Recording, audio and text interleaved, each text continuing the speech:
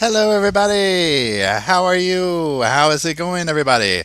Y'all know the drill. Drop a number one if you can hear me talking, because I don't want to be talking to myself, making myself out to be any more, messed up than I already am. Okay, so just go and talk amongst yourselves, clicking them ones and stuff like that if you can hear me. I hope everybody's doing well. We'll get started after I know that I'm not just in some vacuum void here talking to myself like I do every morning. Let me put this on mute over here. We got a one from Reed. Thank you, Reed. Thank you, Reed. Everybody, please welcome our lovely friend, a wonderful human, our moderator, Queen, lovely Emily. We got ones. We got ones. Thank you. Hey, Mama P. Hey, Irene. Hey, Brown Eyed Girl. Hey, hold on, now my glasses, y'all. I've been coming up with some different things with these. I need my glasses. Well, I'll get them later. Hey, Amanda. Hey, Old Soul. Hey, Small Dane. Hey, Amy. What's up? Hey, Barbara. FC is not science. Hello, hello, hello. We are going to be talking about her and some of her research and stuff tonight. I'm excited. I hope you're doing well. Hey, Deidre. Hey, John. Hey, Cement. It's always good seeing Cement's name. Hey, Duchess.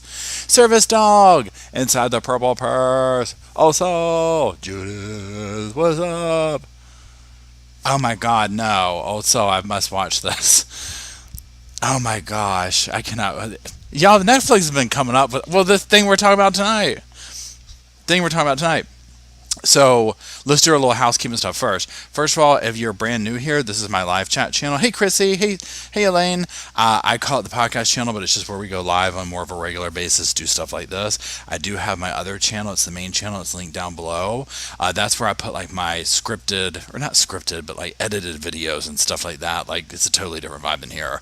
I also have started back up with my movie review channel. So there's that if you're into. It's mostly thrillers and horror films and stuff like that. It's very small. But I just post stuff as I see them.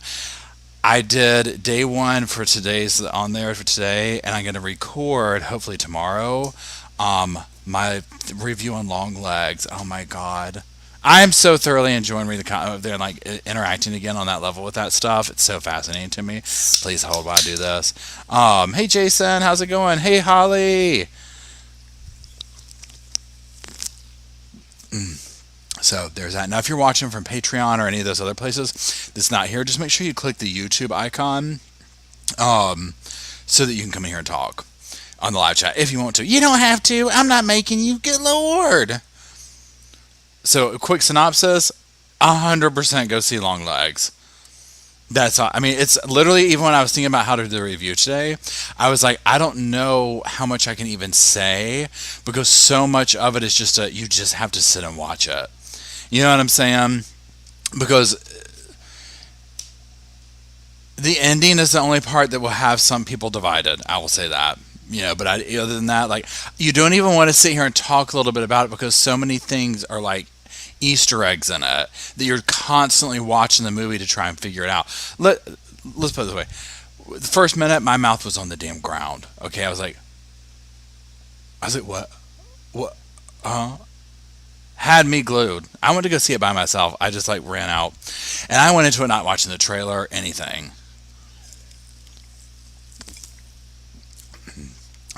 That day one and Maxine, y'all, they are putting out some very high quality content, like thriller, scary movies recently. These are all very well done films with something to say and scary. So there's that. Anyways, hello, this girl. I hope you're doing well.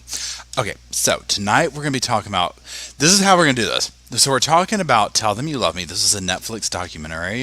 And actually, let me pull up my notes and stuff like that. Now, this is twofold, because y'all might be like, Paul, you put a video out on this on the channel, like, seems like months ago. And yes, I agree, it does. Here's the drill. I started speaking with somebody, and she's in the room, FC. I can't even remember the name at this point, but she'll pop up here, and I'll tell you her name in a second when we go over the stuff. Here's how I'll do the video. I want to read some of the comments from the comment section from the video, and then go into some of the conversation and whatnot that I had with this person who is basically speaking out against facilitated communication. Now, it's a very layered situation, very layered subject. So, watching the film, on this whatever. My first takeaway, and I knew nothing about any of this. FC is not science. That's there she is. Yay. Um, I knew nothing of this world. Okay, so watching it, and spoiler alert, my viewpoint on this particular film, on this particular case, is that Derek was exploited by this woman. Period. End of story. That I do not. That is how I feel about that. Like, it's nothing against Derek, but I do not think that she had her motivations in the right places at all. And so then seeing this, and then going down the rabbit hole of facilitated communication, and being like, oh, this is kind of a debunked, like, pseudoscience, not really looked well upon thing. I was like, oh wow. And so then I've communicated with some people and whatnot. So that's, what we're going to be going into today. And I'm just going to read some of the communications to show you some of the research of FC is not science, and go about it that way. The comment section was very interesting because I feel like in general, a lot of people felt the same type of way. And to say this, because one thing that FC is not science had told me, she was like, no, look, just know that a lot of people viewing this, like people who speak out against it, it's almost like taken in this way of like, you're speaking out against people with disabilities or something. And I just want to be clear, this has nothing to do with that at all. This is not speaking out against people and their access to communication or getting in touch with themselves and all that kind of stuff. To me, what this is about the process that is being used and the potential for exploitation of someone that is dependent on another person, for a caretaker and whatnot. And is that caretaker's motivations in the right place? So I just want to be really clear that this has nothing to do with like anything against somebody having access to other situations and communication and things of that nature at all. It's actually to protect them, in my opinion. And as y'all know, if you've been following me, yeah, I ain't no doctor, I ain't no lawyer. And these are literally sofa opinions, okay? So with the research I've done is watching the damn Netflix documentary and like looking up some articles, okay? So I'm not science based. This is just opinion, right? So just know that. And so yeah, and yes, so Sarah says it was wild to watch her justify her actions. It was that for me. Okay, this is another thing that in this particular case, I'm not trying to say that every case across the board that uses this is this way and blah blah blah blah. Blah. Okay, I don't know, right? I couldn't even speak to that. Her husband talking about she's a raging narcissist. I mean, you could already see that, right? Again, not a doctor, can't legally, diagnose somebody. And Small Dane says, excellent point. Small Dane says, what is worse, I think she believes she did good. Like Lori believes she's talking to Jesus. Amen. Amen. Chrissy says, oh my God, I'm so slow. I was about to ask Paul what happened to his best friend Derek. And he's okay, God, help me get some sleep. I should have done a disclaimer. We are not talking about Derek. We're not talking about my friend Derek. Because I kept doing the same thing, Chrissy.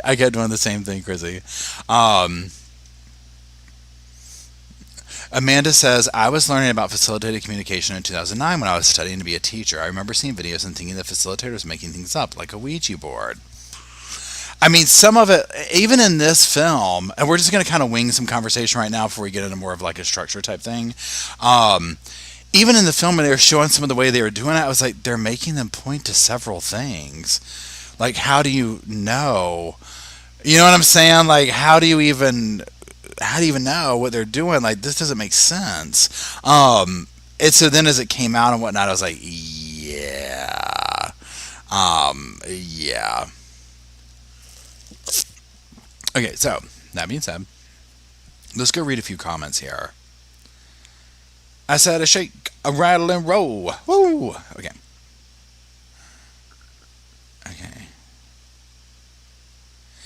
Please hold. I'm trying to find myself back to... There it is. Now, if you're in the room and I read your comment, I mean, I don't know, obviously, but claim your fame, right? Okay, so this... Oh, Lord, y'all. We're going to start off with this, but I will have to go get my glasses in a minute. It sucks getting old. Okay, so this is from Liz Matthew. Says I was born with cerebral, pardon me. I was born with cerebral palsy. I am verbal and somewhat mobile, so my situation differs from Derek's. Again, we're talking about not my friend Derek. We're talking about the Netflix documentary. So just so everybody knows who hasn't watched it, the main guy in the documentary that we watched, his name is Derek. Okay, so that's who this is, the victim, if you will. So it says, however, I cannot stress enough how often people take the liberty to touch me under the guise of being helpful. Added to that, the desire to be a savior of sorts. This scenario is my own personal worst nightmare, just a nightmare. I'm so thankful for my parents for being fierce advocates for me. I very much despise this woman. Yes, I can only imagine, you know, how that would go over. You know what I'm saying? Like, you don't. That was one thing that I really got the vibe off of this particular woman in Tell Them You Love Me, was the savior complex. You know what I'm saying?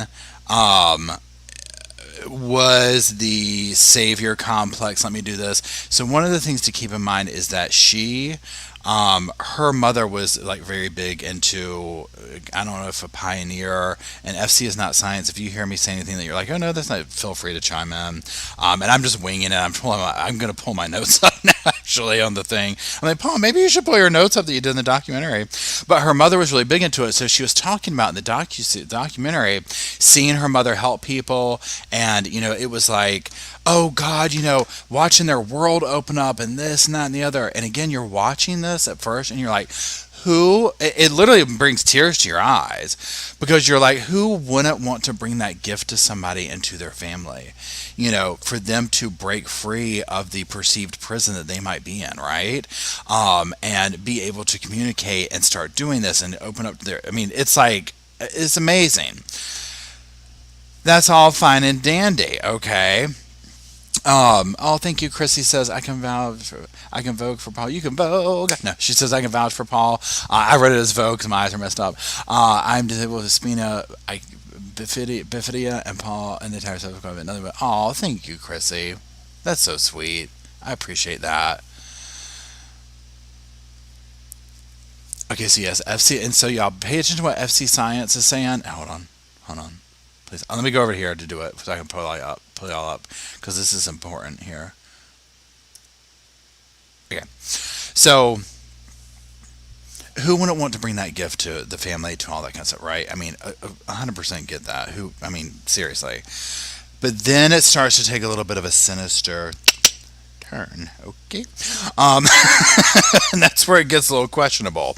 And so with her, I was like, yeah, I'm getting this vibe that she's very concerned about that. And first of all, she's an ethics professor, which, I mean, I cannot with the irony of that, okay?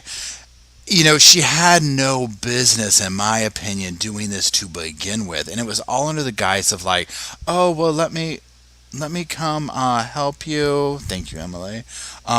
You know, speak and do all this kind of stuff. And, you know, the brother approached her. He was her professor. And he approaches her about helping out, and she presents him with this. You know, he's like, hey, look, I have a brother, you know, he has a similar situation to the person we watched in the video. And she's like, hey, you know what, I can come help you out with this, whatever. So she does, and this is where this whole thing starts off. And I'm kind of just recounting the documentary here for those who haven't watched it. So she was an ethics professor. One of her students, this gentleman, I'm not going based on names or anything like that because I haven't pulled my notes up. I just want to kind of get the general thing out. His brother is, I'm not sure of what the brother has at this point in time. I can't remember, but we'll look that up in a minute. But long story short, he does have several issues going on. So they watch a video in class, and the brother's like, hey, that's very similar to what my little brother has. Maybe she could help with this facilitated communication. So she's like, sure, let me come. So she comes over and basically develops a personal relationship with the little brother. And like, you know, is going on, and it results in like an adult situation, boyfriend, girlfriend, lovers. Well, she's married with 2 kids already. And you know, oh, thanks, Sherilyn. And so basically she goes one day to the family and is like, you know, Derek, your son, you know, he wants me to tell you that we're in a relationship. Well, long story short, the lawyers get involved. She gets arrested. She goes to jail. She gets it overturned. She does a couple of years and she's out. and does not think she did anything wrong at all. She did have a personal sexual relationship with him. She says it was consensual. He went from being nonverbal and whatnot to literally constructing sentences and things that were very poetic. My take on it, and this is what I personally think, is that hold on, Star says, what does Star say? I just started watching it. Some of the monster and autism. I already got such a bad vibe, and I never knew it. Oh, thank you, Star, for pointing that out. One thing in the comment section, just like your comment here of mentioning that, people coming forth with their stories and like, hey, look, I might be able to relate in this way. Bad vibes from this woman. So many people. I'm saying that in the comment sections. Yeah, and MMJ says she assaulted him 100%. This is what I think. Okay, and then we'll keep going to the comment section. I think she wanted to do, honestly, the white savior thing. Okay, so he's African American, she's white, so that just everybody knows that dynamic going on.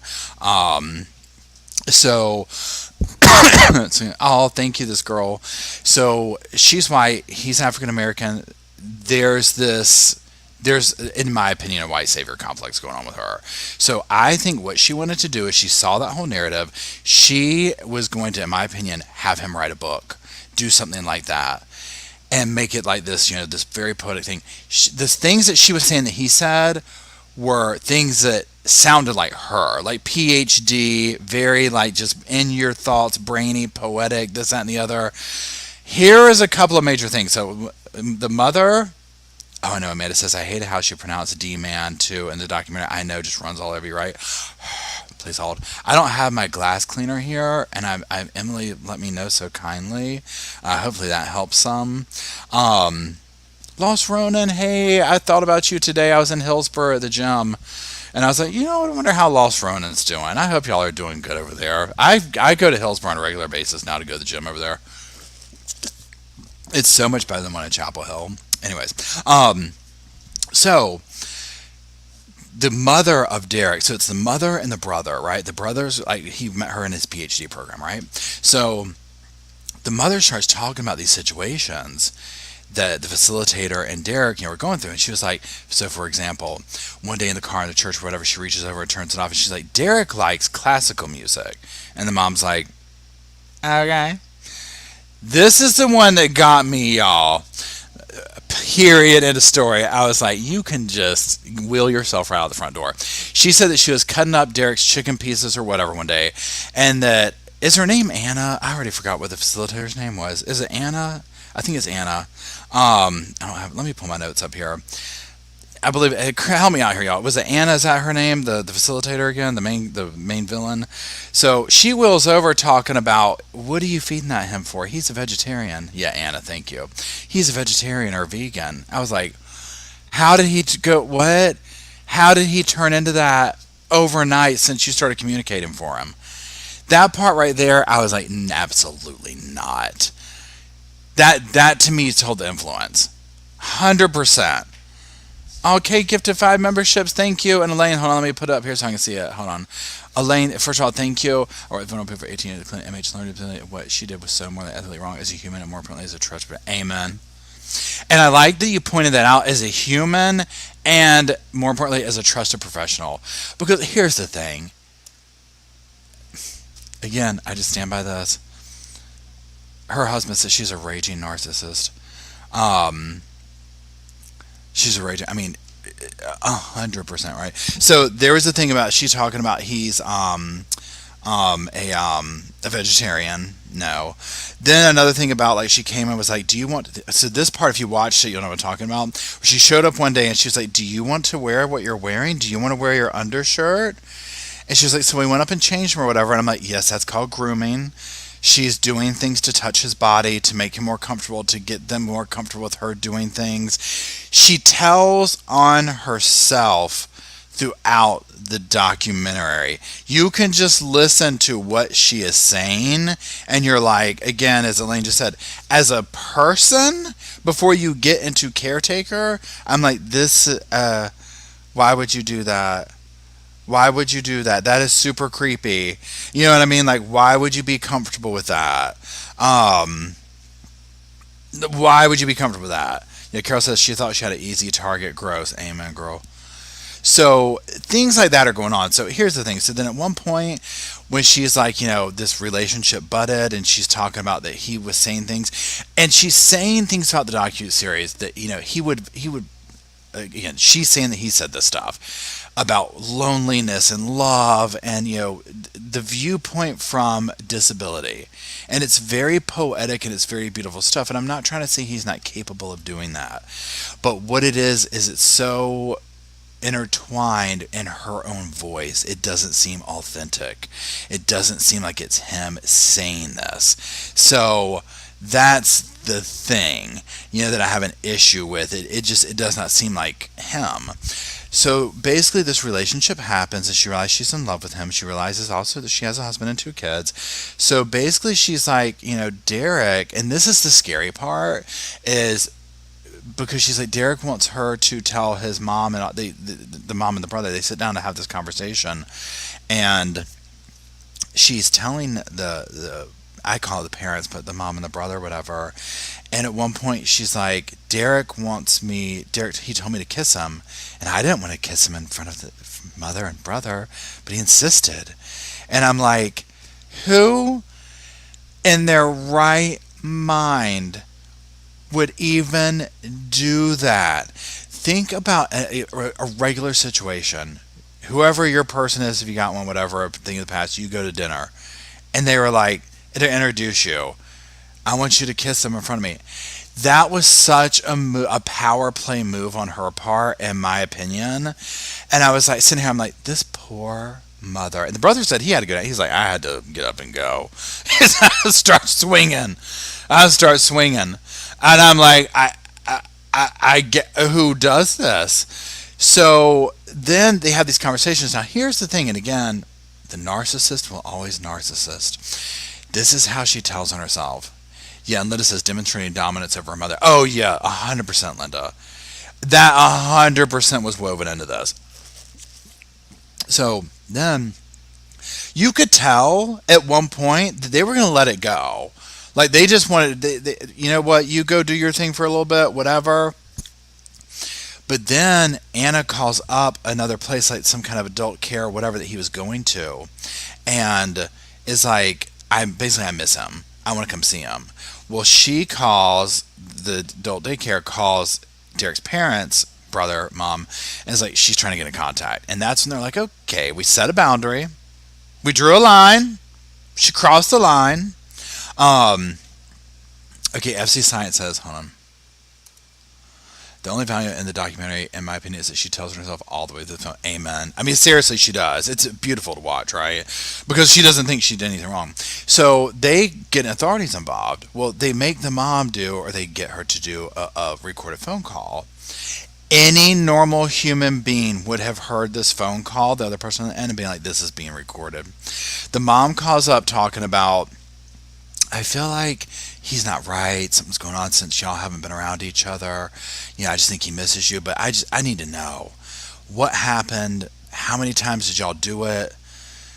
And then Anna is talking about, well, the mom called me, and I thought she had finally come through and just wanted to, get it all out there. And so, I felt uncomfortable telling her these things, but I told her. Now, mind you, Anna's had sex with the man in the mother's house, right? So she tells her, well, of course, this implicates her. She tells on herself, which I don't have a problem with that. Please hold. It's the delusion for me is what I'm getting at. The fact that she didn't even recognize, I'm like, girl, why would you even say that on the phone? Like, it's so obvious what this is. So this is when this all starts. Everything goes on, whatever. And it results in her getting a conviction, the conviction getting overturned, doing time served, which was like maybe a couple of years. And now she's out, basically can't keep a job. Imagine why, the notoriety and all this type of stuff. And I think I forget if she's writing a book or something like that, or God help us. I don't even think I would read it for the damn book club. Let me see if I can find my notes here. So that's like the general synopsis there. So now let's get into some of the other stuff or whatever. I just had to get that off. It fires me up every time I talk about the damn thing. Um, okay, let me get my thing back up here with the comment section. Okay, so then this next person, Cat King, says, putting aside whether he was able to communicate or not, it is profoundly unethical for a treating professional to engage in a romantic relationship with a patient. She is wrong on so many levels. I mean, that's my thing. Now, at one point, she talked about the mother was like, you need to basically like, are y'all going to be together? Are you going to live together? This, that, and the other. And she was like, I'm going to tell my husband. Well, of course, when she got arrested, everybody knew, right? And so. And again, the husband's like, yeah, she's crazy. He's probably happy she exposed herself and got rid of her. Imagine her poor children. And I hate to talk like that. I appreciate it, Jessica. Yeah, if it might hit close to home for some people because it's hard to. I mean, I don't have anyone directly related to me who might have, say, be on the spectrum or a situation like this. I've known people and interacted and whatnot, obviously, and had friends and whatnot. Wait, hold on one second. Including something that she knew he wasn't capable of consent. See, this is huge. This is huge right here. What FC is not science is saying. Okay. And this one definitely can hit close to home for a lot of people because you're literally watching the part that's psychologically interesting to me. I would love to see one of those channels, or maybe they have. Y'all tell me. Has the Behavior Channel done anything on her, or has Hidden True Crime done anything on her? She would be fascinating to hear channels like that go over her. You know what I'm saying? Because it's almost like you're watching. Well, you are. You're watching somebody who's like a predator tell you their thought process and how they justify it. You know what I'm saying? And so you're like, huh? Like they're presenting like their logic, and you're like, I know you think this goes from A to B, and I get that that's what you're trying to give us, but you're going from A to Z to Q to R. Like none of this, no, it's not, we're not connecting the same dots over here. It's like you're describing this picture over here, but we're all seeing this over here. Okay. And it ain't pretty. Okay, so that being said, sorry, y'all. Yeah, I've been killing down the Coke Zeros today, y'all. Oh my god, literally. That's why I'm like, brrr. I had 2 Red Bull at the gym to get through, and now this, and my neighbor's chicken salad, yummy. Okay.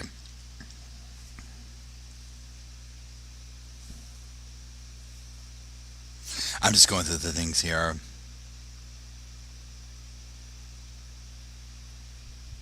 A lot of people had this comment. Oh, thank you, Sandy.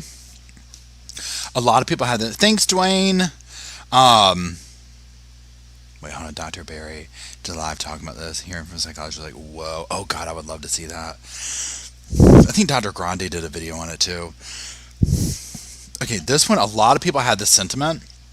If a male did this to a nonverbal woman, I can't see the courts letting him out only after a year or 2 in prison. No. No, this would definitely be. I mean, that's what you almost have to like kind of reverse it around and look at it. You know what I'm saying? Oh, thank you, Emily, for 5 months. But she's been here since the very beginning. Years ago. Okay. Okay, this person reminded me of the thing I said. Your statement that Anna was falling in love with herself was amazingly accurate. I would not have thought of it that way. So to me, it felt like Anna was projecting herself onto this dude and then falling in love with herself in that projection. You know what I mean? Because it was like, and I don't know if I think she really believed it. I think she was that much of a narcissist and predator. You know what I'm saying? I really think that she was that much where I'm like, this one is so off the chain. She has projected herself onto this guy and has now fallen in love with herself. Yeah. This person brings up a good point. Now, this is like pretty much viable if you've watched it. It says, when she said he was the most important person in her life, I screamed at the TV, "You have two kids, you creep." Heartbreaking doc and great commentary. 100% right. You're just like, girl,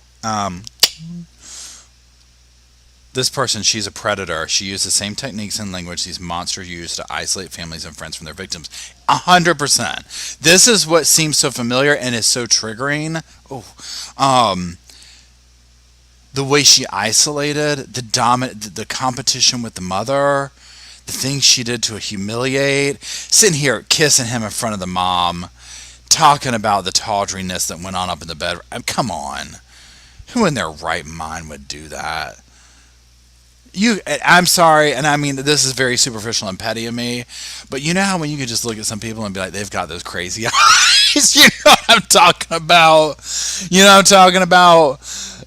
Yeah, she was on that damn screen for about 5 seconds, and I was like, wrap her up, wrap her up, ship her out. Okay, she is cooked. This one is gone. Okay, I'm talking like 2 pieces of bread shy of a picnic. All right. Okay, like didn't have to tell me twice.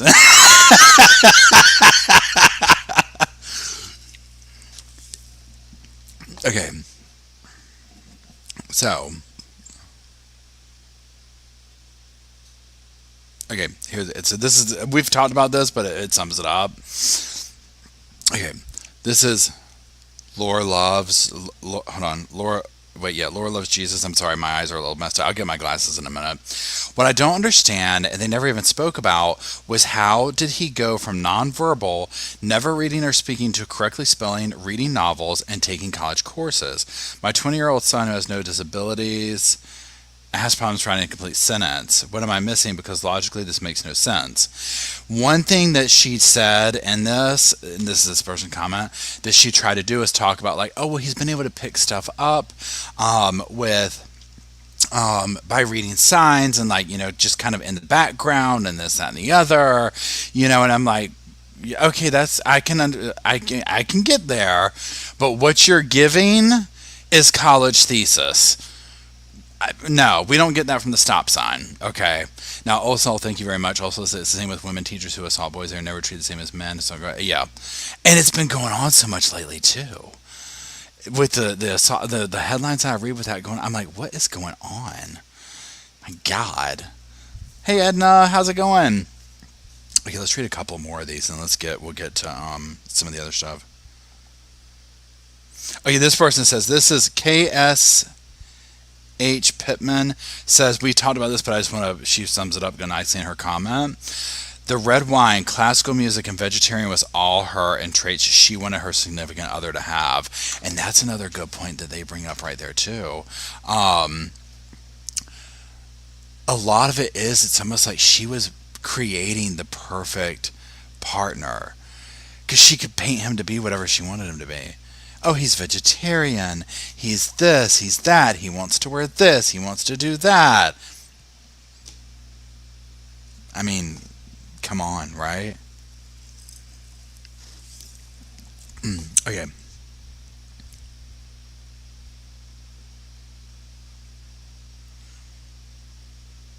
I'm just reading through this. Okay, so this says, and this is so true. Oh, thank you, Emily. Okay, Elaine brings up another good point. Let's bring this up.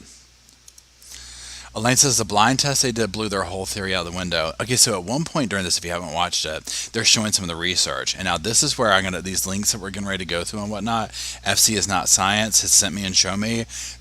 I'll give you her channel. You can go check it out, all this kind of stuff, because it's way more in depth with some of the research and stuff like that. We see a little bit of this in the docuseries. I keep calling it a docuseries, in the documentary. When they showed some of the tests that they did, and one of the tests was they basically were like, here's a facilitator, here is the patient, we'll say, or whatever. She they show like them both the same picture or whatever, and they do the typing out and it's the same thing. Well, then they show them each a separate picture. They don't know what it is, and when the person types it out, it's what the facilitator saw. This makes sense, right? Now again, one of them, they show them doing their arm, like they're, one way they do it is like kind of assist their arms right here, maybe hold a what do you call it, like their sleeve or whatever.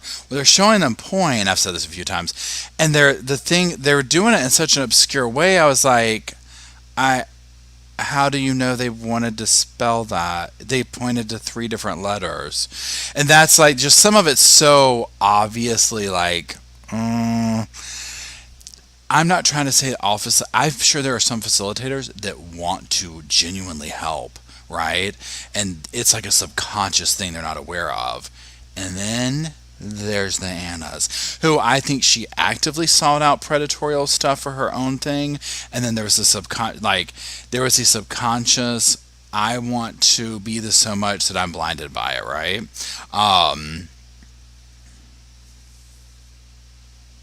So yeah. Now please hold.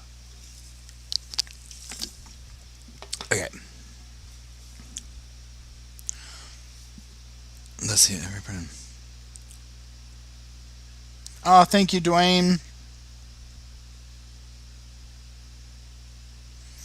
So this person says this is not if when.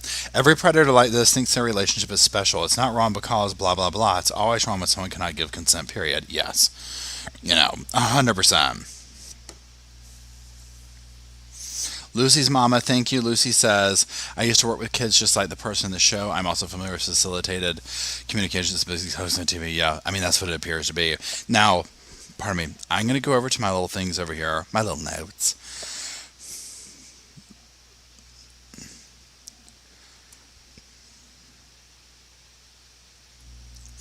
Okay, now what I'm going to do is I'm going to be kind of going through some of the emails that I had with FC is not science. Now, FC, I'm sitting here reading your name on this thing, and I know I'm going to say it wrong, and I apologize, but correct me with the spelling. Jancy? Jancy? How do you pronounce your name, if you don't mind saying? If you want to introduce yourself, go for it. But tell me how to do the thing, like do the correct pronunciation, if you want to. And see what you think. Janice. Oh my God, listen to me. Jancy. You can't trust me with anything. You cannot trust me with anything. Okay, I'm sorry. So Janice. Bless my heart. Okay, so Janice reached out to me. We exchanged some emails. I'm just going to read some of the prevalent, like, decent parts of them or whatever, and kind of go back and forth. So let me just kind of, and we'll go through the links and stuff like that on there. Okay, so Janice writes to me, hey, I just wanted to thank you for your review of Tell Them That You Love Me. I'm actually a former facilitator who got into FC in the early 1990s, when it was first introduced to the U.S. by Douglas Bicklin of Syracuse University, and a couple of my colleagues believed in FC enough to bring allegations of abuse charges against a student's family. Through that process, I went through double-blind testing and learned that I, not the student, was authoring the messages. I was devastated but stopped using FC and now speak out against it. See the documentary Prisoners of Silence for more information. I was involved in the Betsy Wheaton case. Okay, so for those who want to go deeper into it, I have not watched this documentary yet, but Prisoners of Silence, and you can Google it, it's on there. And then the Betsy Wheaton case. Okay, so I'm also a co-sponsor of a website that documents controlled studies, systemic reviews, opposition statements from organizations such as ASHA and more. We have a blog where we write about topics in FC each week. And then here's the thing. Now please hold. I said please hold. I said please hold. Okay, now let me go find y'all. So I'm going to pull this website up over here. And how do we do this? We're going to go to present.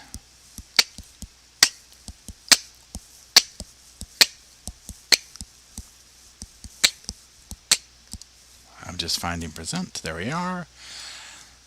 I said boom shakalaka, boom shakalaka. Okay, now let me make sure y'all are seeing the same thing that I am. Okay, so this is the website that Janice has referred us to. And bless my little heart. Where is it? There it is. Okay, sorry. So, facilitated communication, a thoroughly discredited but persistent technique. So, let's just kind of poke around on here a little bit. Let's see, contributors.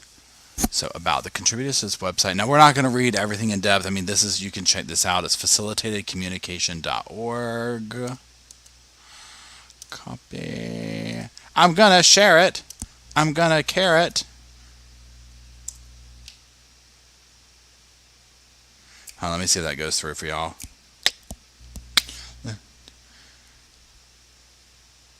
Okay, so there's the current website we're looking at. There's the current website there if you want to look at it. Okay, thank you very much. Okay, so it just says, here's like the about section. The contributors to this website come from varied backgrounds and experiences. We are researchers, educators, speech, language pathologists, psychologists, parents. Many of us have been directly affected by FC in one way or another, professionally or personally. They have concerns about it. Let's just skip down here. The information on the site is for research and education only, should not be construed as legal or professional advice. Catherine Bills, Janice Boynton. So here's who is hanging out with us. So we'll just... Oh, wait. Let me read this and I got to go turn the debate chicken off. Okay. Okay, so Janice Boynton is an artist, educator, and advocate for evidence-based practices in the field of communication, sciences, and disorder.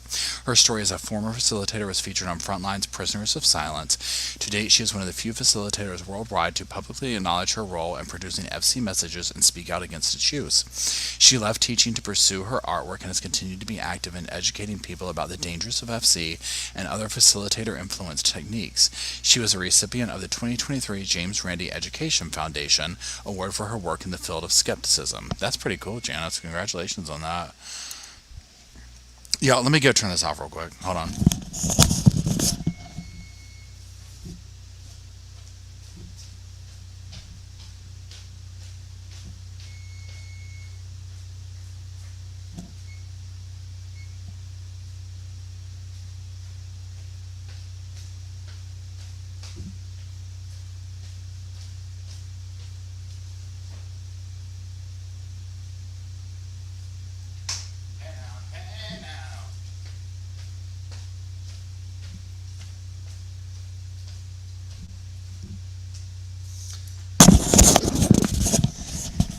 I'm so sorry. I'm back. Okay.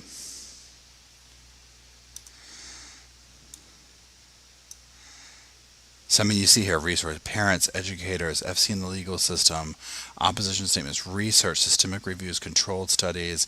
Let's look at this. So, control studies are used to determine authorship and facilitated messages. So this just goes over clever hands, uncontrolled and facilitated communication. This is just listing all these different studies here. Now again, I'm not going to go completely in depth with this. If you want to look at this, just look the website up and go through it. But I mean, look at this, 1997, 1996.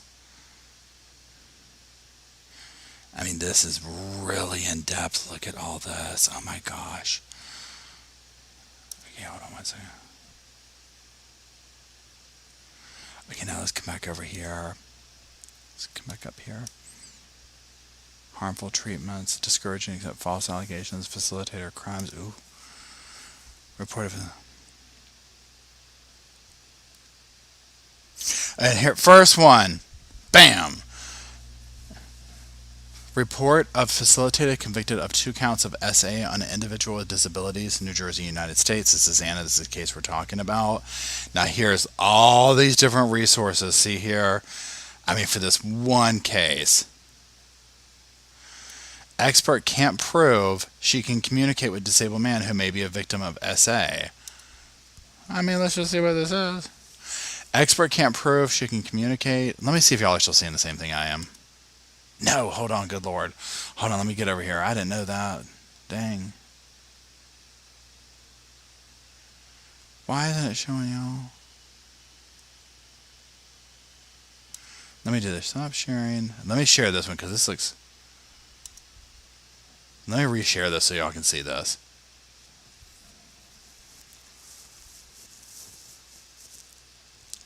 I'm going to present. Share screen. Expert can't prove. Share. Let me see if y'all see this. there is that. Where did it go? Hold on, let me find this again.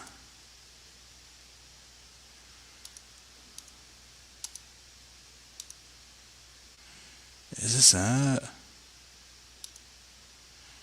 Is this it? Present.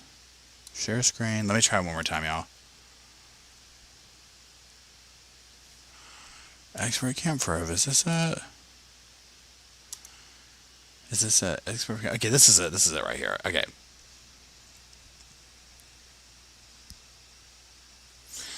Now let me get to it. I got so many tabs open. I apologize, y'all. Okay, so expert can't prove she can communicate with a disabled man who may be victim of SA, judge rules. Accused of SA a severely mentally disabled man, Rutgers Newark professor Anna Stubblefield had sought to present an expert at her upcoming trial to show the alleged victim was able to give consent. But since the defense attorney improperly assisted the man during an examination, a Superior Court judge said on Thursday that the evaluation cannot be presented to the jury.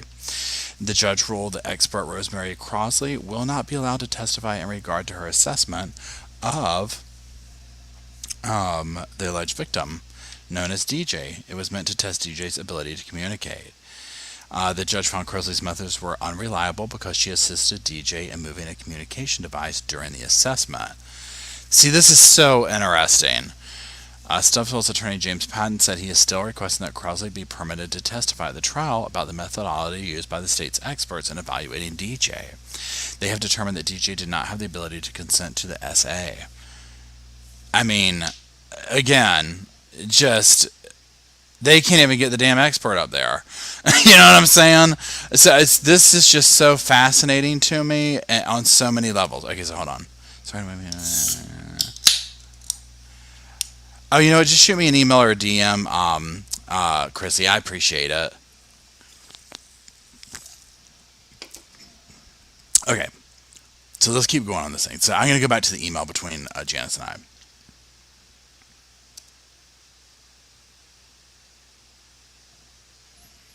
Let me come over here. Okay, now here's this right here. So she says, so I'm going back to the email that Janice was in the chat room wrote. Here's a timeline I put together of the Anna Stubblefield case. You'll see that she started using FC long after it was debunked in the U.S. Her mother, Sandy McLennan, is a first-generation facilitator and has never seriously addressed issues of authorship, although she's been involved in other false allegations of abuse cases. The Windrow case that hit the news cycles around 2012. Now, let me just pull this up real quick. Let me just hear it. I mean, my gosh, Janice, this is insanely detailed. Okay, hold on.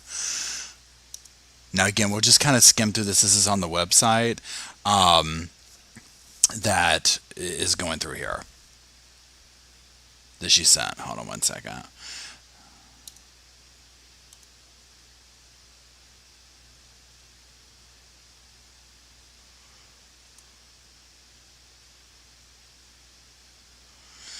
Okay, where are we at? So at what point? Here we go. So this and this. Okay, let me make sure you're seeing the same thing. Boom, boom, boom, boom, boom.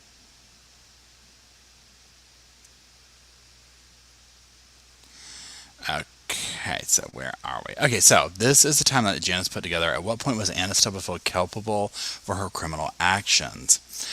And then this is just going into the case about the upcoming documentary, and Janice has put this totally together. The timeline update. This timeline was put together using media accounts of the events. In some cases, there are discrepancies in the order of events. I've noted those differences as I found them. If reliable new information surfaces, I will make corrections as needed. Also, please note some of the family's members' names were changed in the newspaper accounts. Okay, so, and it just goes starting from 1990.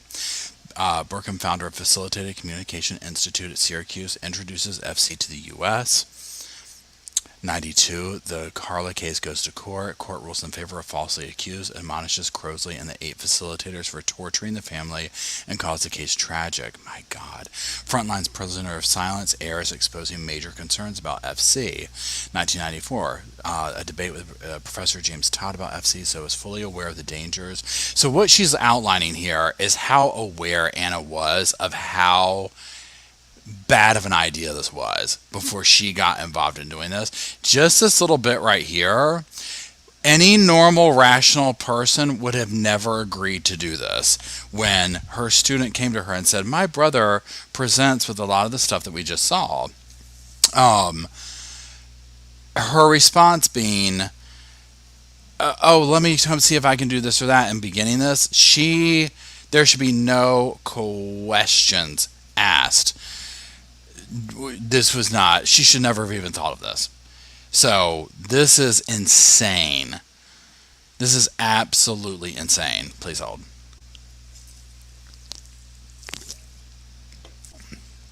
Okay. Let's get back to this little email real quick. Okay, so today, so I'm going back to the email that Janice sent me. To date, there's no reliably controlled evidence to prove proponent claims of independent communications via FC, but rather the authorship studies show it's the facilitators, not those being subjected to it, that are controlling letter selection. Sadly, rather than stop FC, proponents have renamed it. There are over 20 million, there are over 20 different names for FC on the homepage of our website. Then she talks about, just following the stuff and whatnot. Saw that, she has something to say on this, and so she goes into it. Then I respond. Pardon me. Excuse me. I'm sorry. Hi, Paul. Thanks for getting back to me. I hope you're having a relaxing time at the beach. It's fine to reference my email. She speaks out publicly as a former facilitator. If people have questions, want to get in touch, you can contact them through the form in there. So if you have questions specifically about this, you can go to her website there. Now, also, please hold. Oops.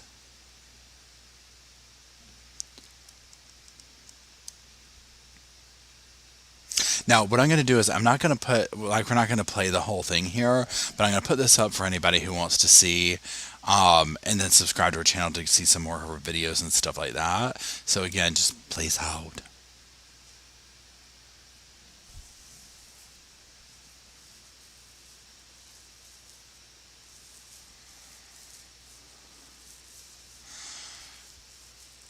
Okay, where did the button go? I'll follow the power. Okay, there we are. Share screen. A journey from it. Okay.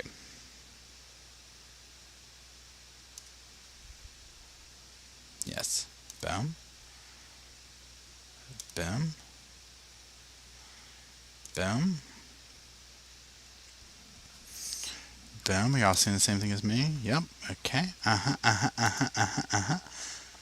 Me and FC on the internet, and some of it is true, and if you can believe it, some of it is not true. So,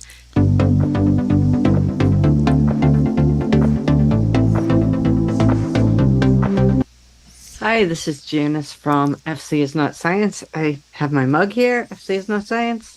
That is cute. And today I wanted to talk to you about a talk I gave at Drexel University about facilitated communication. Now, this is my version of what happened to me during facilitated communication. And I know there's a lot about me and FC on the internet, and some of it is true, and if you can believe it, some of it is not true. So this was an attempt to just give a broad overview of my experience. It's not everything. In fact, it probably makes it sound kind of more simple than it actually was. It took a while for me to go from believer to skeptic, but that's what happened. And I hope that this gives you an overview of that experience. And hopefully you won't make the same mistakes that I made. My talk was called Where the Evidence Led, a Journey from FC Believer to Skeptic.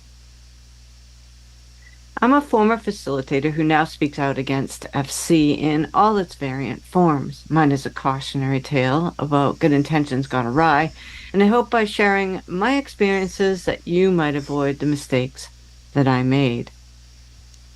When I became involved with FC, I didn't understand the nuances of anecdotes and testimonials, expert opinions, research, and systematic reviews.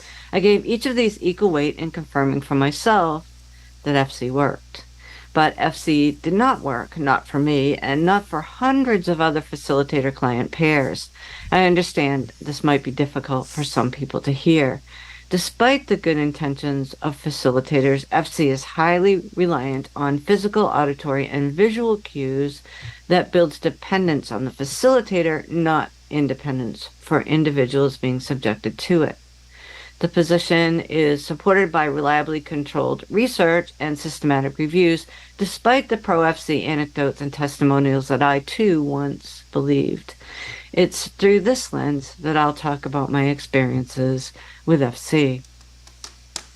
My memory of the actual events is, of course, unreliable.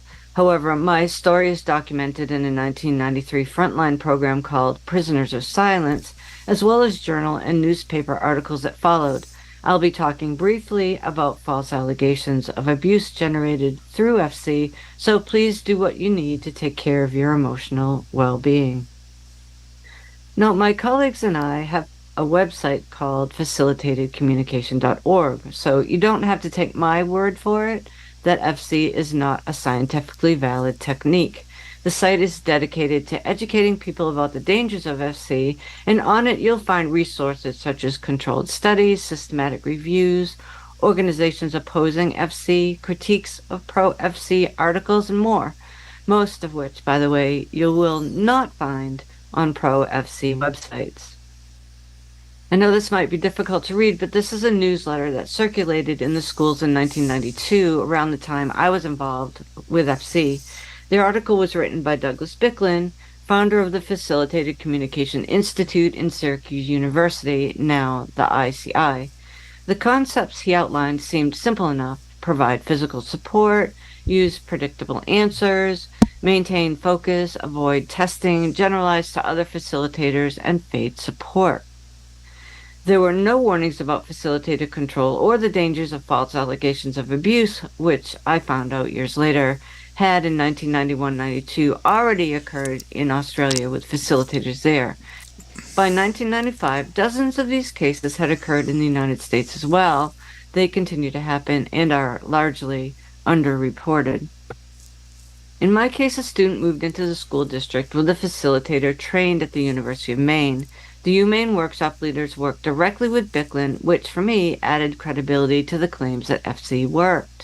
As a speech-language therapist, we all decided that I, along with the facilitator, would explore FC further in my sessions with the student. Word was spreading in newspapers and on television about this new, miraculous technique that allowed non-speaking individuals to type out their thoughts for the very first time. Often the articles downplayed any doubts about the technique and focused on the idea that suddenly these individuals could tell their family members they loved them. At the FC training, I discovered these news articles were used in workshops as quote-unquote proof that FC worked. And while at the time I was convinced, I later learned that anecdotes and testimonials are not evidence. What initially made FC compelling was how easy it seemed to learn and implement. It was portable and inexpensive. With FC, I could use a typewriter or keyboard or make a laminated letterboard. Some facilitators used a Canon communicator.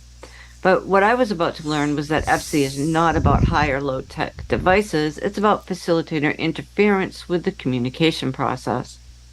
In 1992, when I first started using FC, I put my trust in authority figures, my colleagues, of course, and the word-of-mouth newsletter, but mostly the universities.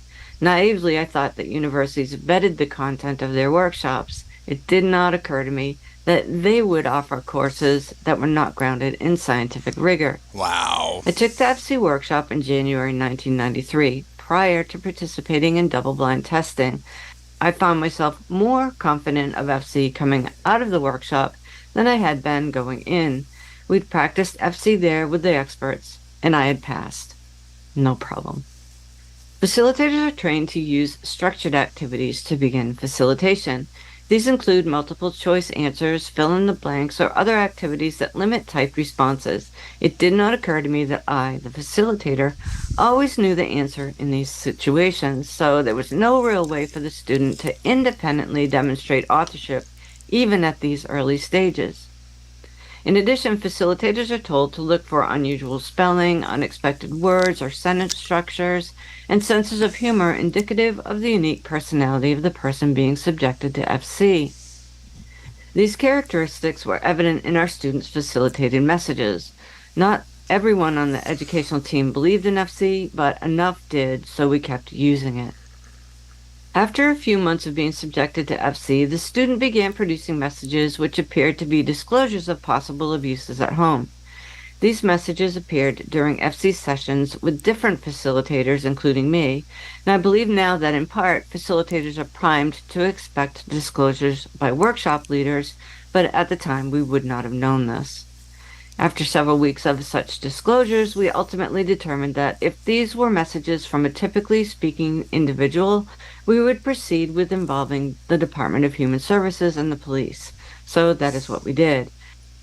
As a result of the facilitated DHS interview, of which I was the facilitator, allegations of abuse were brought against the students' family members. This put me as a facilitator in between a rock and a hard place. Proponents say it not to test the communications, but the students' family members were in jeopardy and facing jail time if the communication turned out to be true.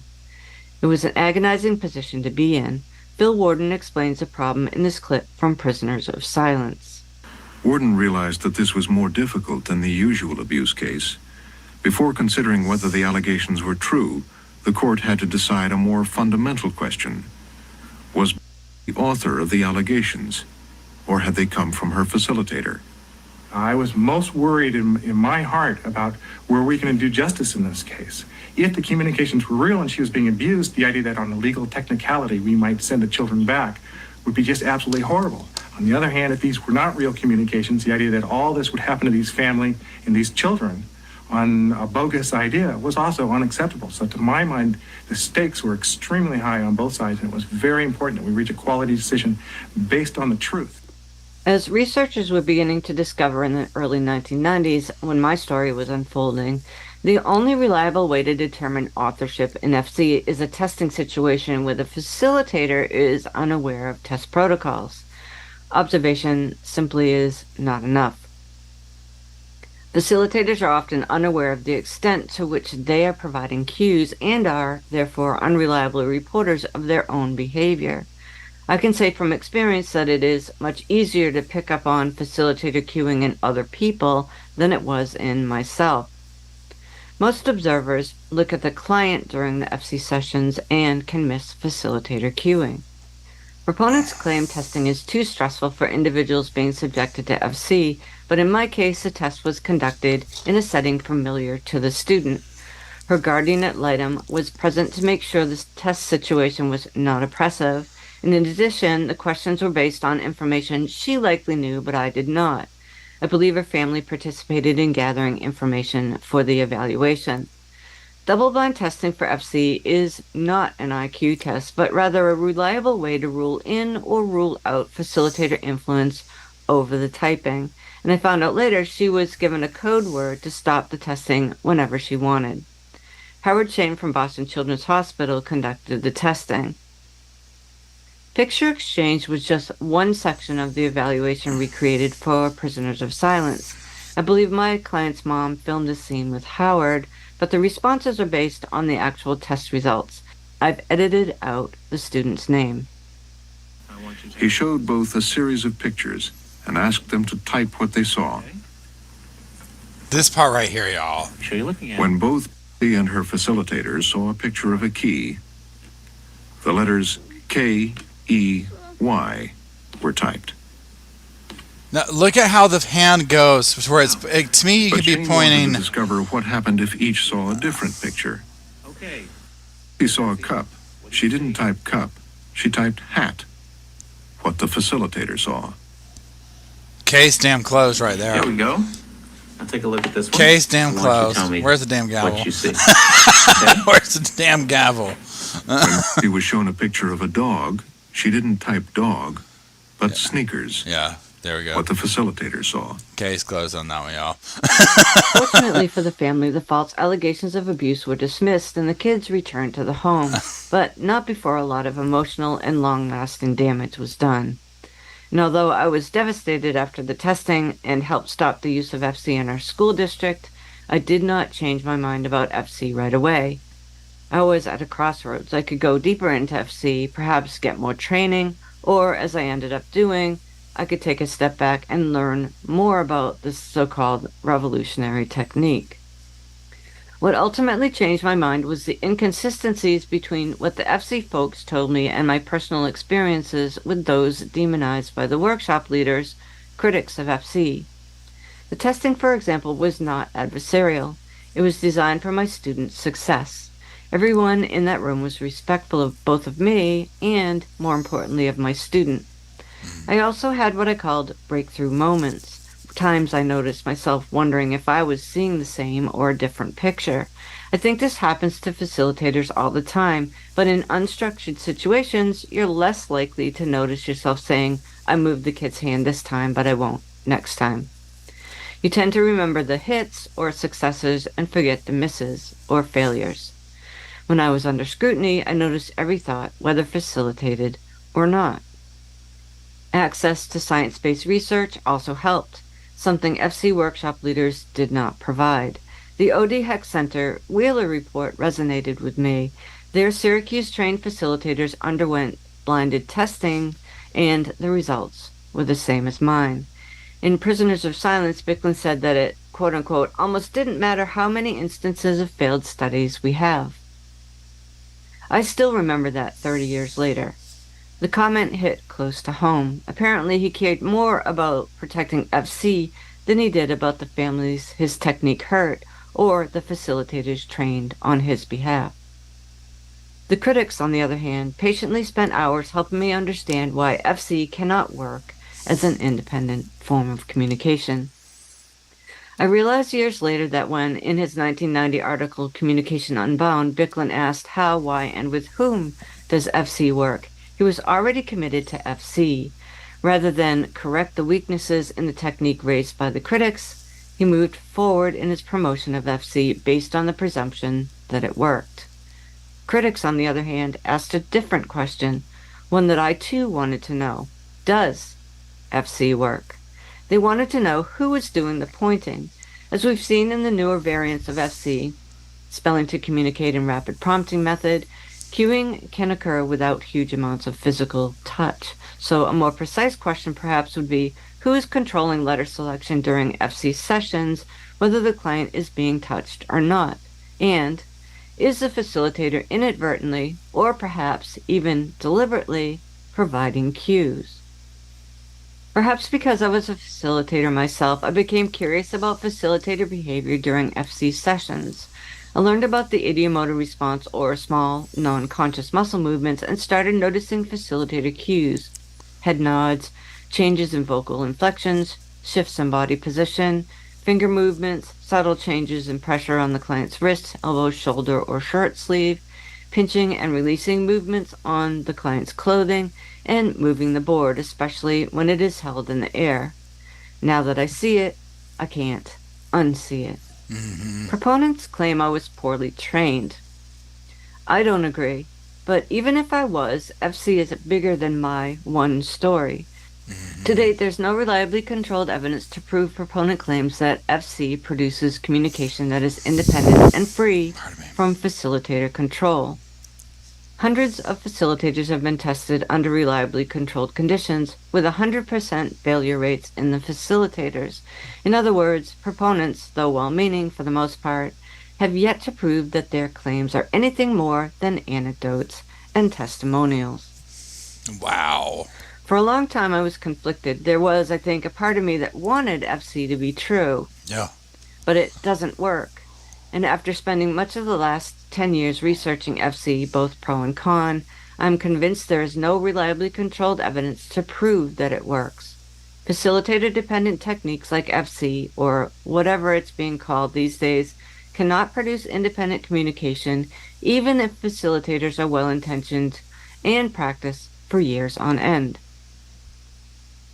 With high-profile cases like mine and others, I'm astounded that current-day facilitators are not lining up for testing to make sure they aren't inadvertently cueing their clients or producing false That statements, speaks whether the volumes. FC messages contain abuse allegations or not. Yeah.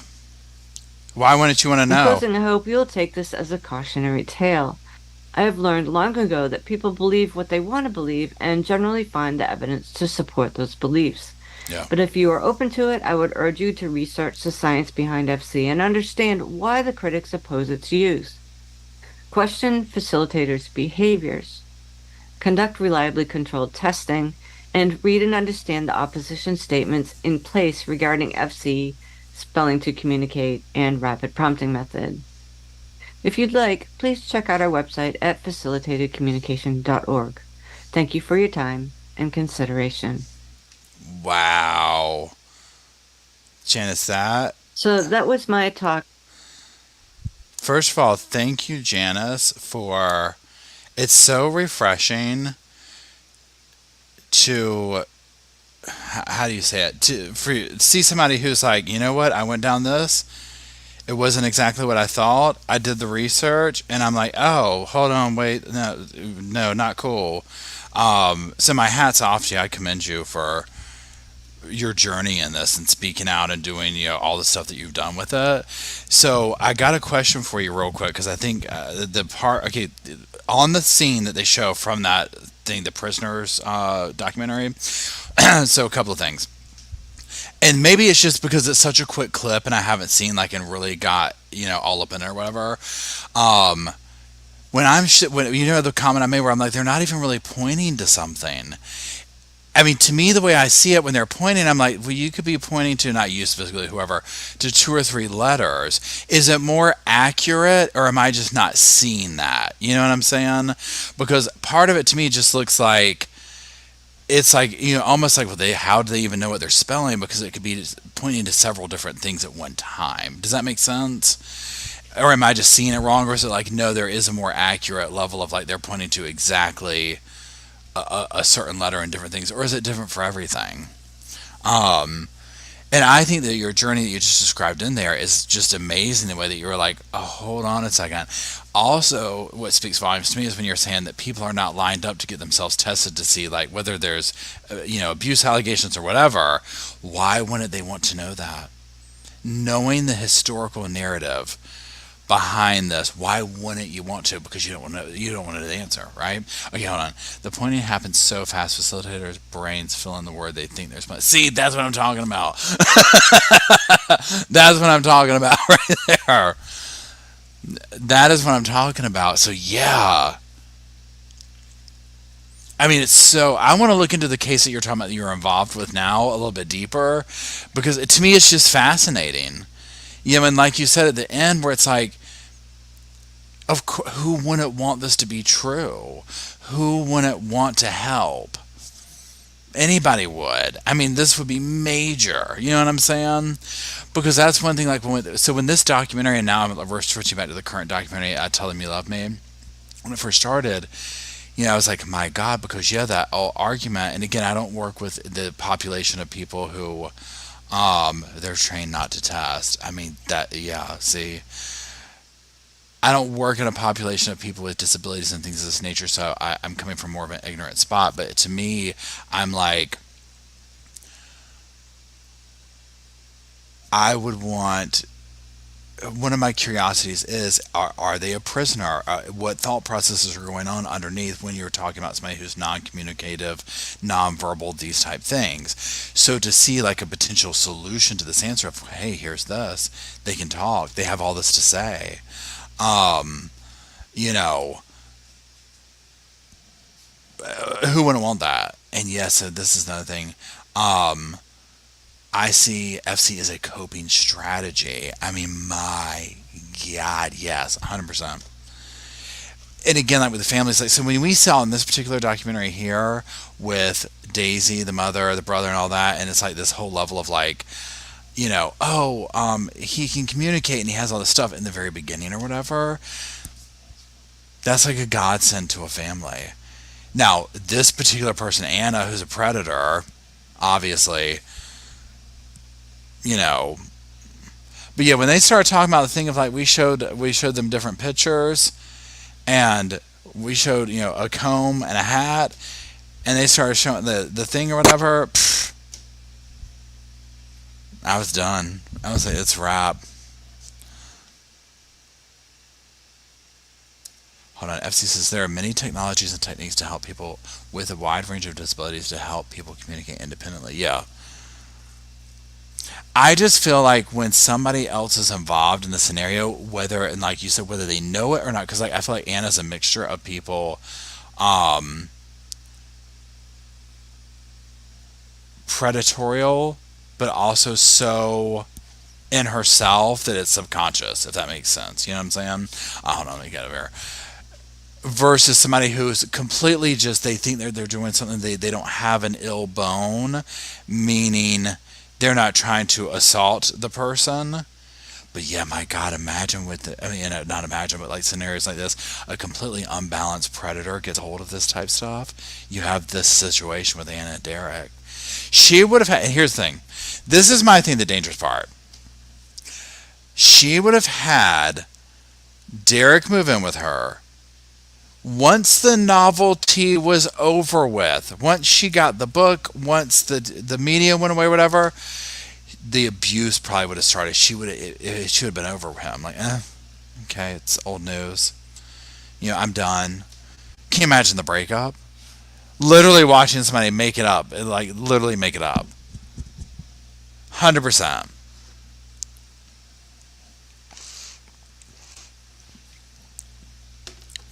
Yeah, and FC brings up a good point. And it's probably not representative of the average facilitator, but FC still doesn't work. Yeah. I mean, she does seem like a very, like, offshoot, you know what I'm saying, of, like,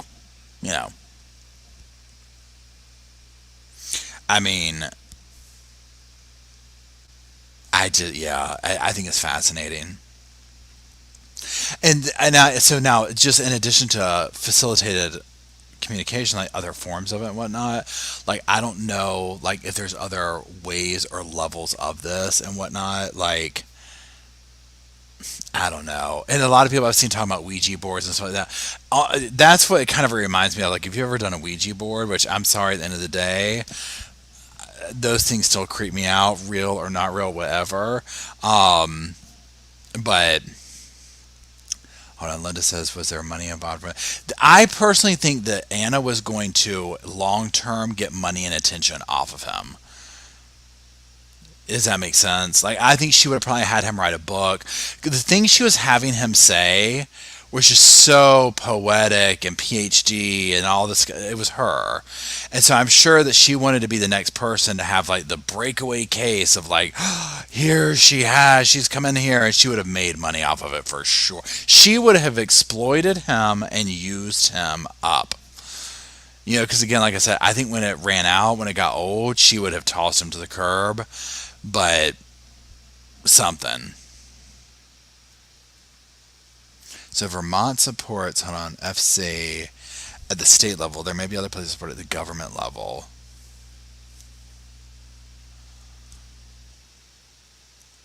But I mean, also, now this is probably a bad example. Does anybody remember, or did anybody see, and maybe I can pull it up over here? Do y'all remember, this is semi-recent, and it's not the same facilitated communication, but you'll see where I'm going, where they had some kind of court case. You know how they'll have a lot of people, like sign language people, come in and do sign language, and that woman got up there and went viral because literally she was just moving her hands around, and it turns out that, like, she had no credentials, like she should not have even been up there, like she was like the scam artist who basically just like got the job, and it was almost like this level of, did y'all vet her out? And they're kind of like, well, no, she said she could do it. And it's like, what? It was so next level insane, where I was like, who wakes up? Now there is kind of like a level of, like, a person that wakes up one day and says, oh my God, I saw this ad in the back of a paper that was talking about, like, we need people to come do sign language for, like, press conferences. So I applied. I mean, how hard can it be? You know what I mean? I'm like, okay, this person fascinates me. This is like, takes a huge pair of cojones, okay? Let's go look it up. But I mean, this is what I'm talking about, and like what I'm getting to is you just kind of accept it. Like if you don't know, like I would have known, be like, oh, okay, well, whatever, okay, sure. You're not expecting it. You know what I'm saying? Yeah, bold was the name here. Let's go find. Let's look it up real quick. Hold on. It is slightly humorous. Okay, let's just. Where are we at? Wait, let me get a different thing here. I said, hey now, hey now.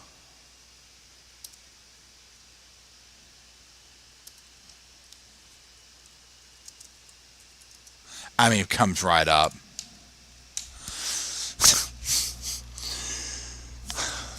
Help me.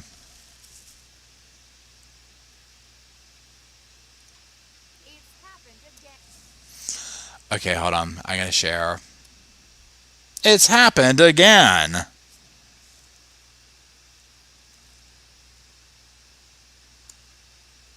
Let me find it.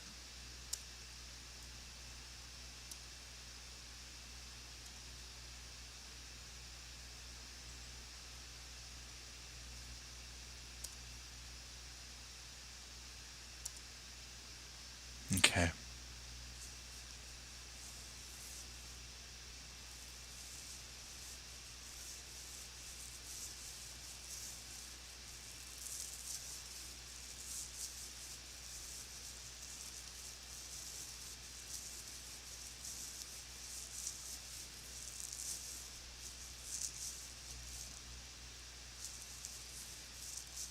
Hold on, I'm just trying to find this. Where did this go? That's not a. Oh, it's over here. Okay, sorry. And another sign language interpreter accused of signing total gibberish. This time it was at the police news conference announcing an arrest in the Tampa serial killings. We will be charging 4 counts of first-degree murder. Standing off to the side, apparently translating every word, this woman. We received over 5,000 tips in this case. But it turns out much of what she was signing was nonsense. She waved her arms around like she was singing Jingle Bells, says one outraged sign language expert. The woman, identified as Derlin Roberts, has a string of arrests for fraud. So how did she come to be translating This is the part right here. high-profile police news conference? I just didn't ask enough questions. Tampa Police Public Information Officer Steve Hegarty told me the woman simply showed up out of the blue and offered her services. My immediate reaction was, I didn't call for a sign language interpreter, but that's great that we have one here. I let her in. Did this woman appear to know what she was doing? To the untrained eye, and that would include mine, I didn't see any problems. This latest embarrassment comes 3 months after it was revealed that the sign language interpreter at a Hurricane Irma news conference, also in Florida, made no sense. The time to act is now. Hegarty is summing up. We won't be using that woman again. So here's my thing. She went and did it for free. So she literally, I honestly think she just woke up and she was like, saw something. She's like, you know what? How much y'all want to bet me? I can go down to the police station right now talking about, I want to offer my services and they'll let me. And then she was up on that screen like, I'm collecting my paycheck when I get out here. She was like, I'm collecting my paycheck. But I mean, that's the thing. Like you heard him like, we didn't order one, but great, you're here. People don't expect it, right? Now this obviously was nefarious or whatever. But I mean, you see where it's like you can get into it, like to the unknown. That's where this doorway opens up or whatever. So I don't know. So anyways, but that's it. So again, check out Janice's site. I dropped it up there earlier. If you want to go like a little bit deeper into the facilitated communication, that kind of stuff, and look into it.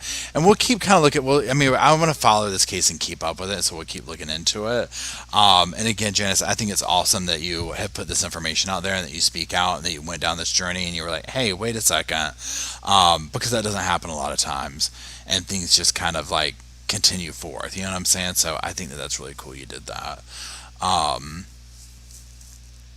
And that's it. So I'm going to have to go because I have to get up very early and be in Raleigh, North Carolina by 8 o'clock in the morning. And it's 8 o'clock now. Um, so there's that. So thank you everybody for joining. Thank you Emily for holding the fort down. Thank you Derek for holding the fort down. Thank you everybody for coming and hanging out. Thank you Janice for being part of the chat room and sharing all the information that you did. And thank you Dwayne, just gifted 5 memberships. And thank you everybody for super chats and questions and keeping the conversation going. And I really appreciate it. Look at the, oh God. Look at the news for assassination attempt. Oh God. Okay, let me go check that out. Dear God, I wonder what happened. Hold on. Okay, so yeah, now I need to go see what happened to Mr. Trump. Apparently, there has been something bad that has taken place. Oh my God. Yeah, I'm gonna go look into this. Wow. Okay, Trump fine after stage. Oh my God. Okay, so yeah. So, let's see, nuts. He was shot. Oh my God. Okay, so yeah, I need to go look into this. But thank you all for joining. I really appreciate it. Thank you, Emily. Thank you, Derek, for holding everything down. And again, thank you, Janice, for coming forth. Thank you for emailing me. We'll be in touch more, obviously.